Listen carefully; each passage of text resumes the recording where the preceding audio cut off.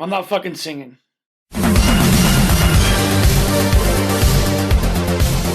Pitch Perfect 2 is a sequel to the highly successful and surprising hit of a few years back about a group of college students who are a cappella singers and have gained nationwide success in doing so. They're 3-time national champions heading into this film.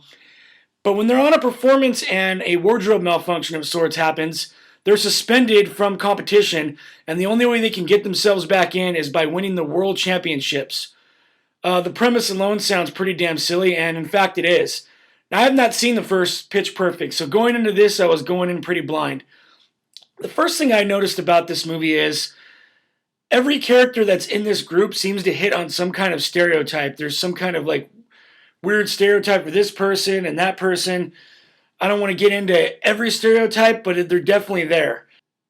One thing that works very well in this film is the chemistry between all the girls. They all seem to mesh with each other and feed off of each other well. As far as the comedy goes, though, with the group itself, it's kind of hit and miss, and a lot of times it's more miss than hit, to be honest.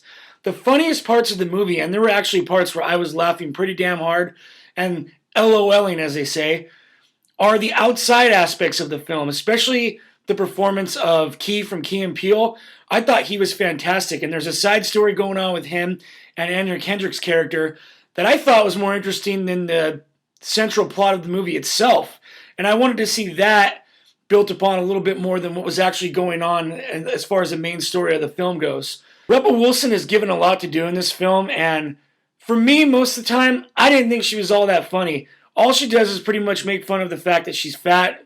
And after so much, it's like, we get it, you're fat, and you're the bumbling fat idiot in the movie, and it just wears thin after a while.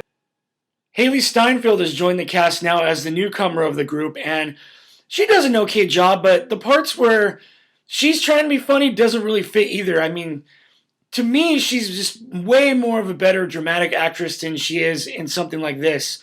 A lot of that was hit and miss, and it goes for pretty much everybody in the group itself. Anna Kendrick was definitely the strongest point out of all the girls in this group. But it kind of went through peaks and valleys. There was a lot of times I was laughing. There was a lot of times I was cringing pretty hard.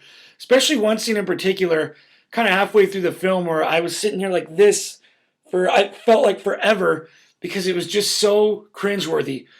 And then the third act for me is the softest part of the film. I felt like the laughs really stopped flowing in that third act.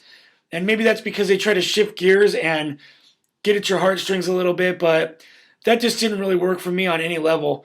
So overall, this isn't a terrible film. I think if you're a guy and you're going to take your chick to see this, you're not going to want to kill yourself watching it.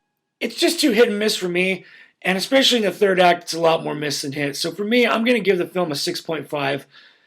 It's okay. I mean, if you can catch it at a matinee price, or like I said, if you're going to take your chick to see it, you'll have some laughs. For those of you that don't know, I'm a huge Green Bay Packers fan as well. So seeing them in this movie and doing the things they did in this, I'm not really sure how to feel about it, to be honest. But I think most of me thoroughly enjoyed it, especially Clay Matthews' performance. So what'd you guys think of this movie? Let me know below. Please like this video, subscribe to the channel, and as always, thank you for watching.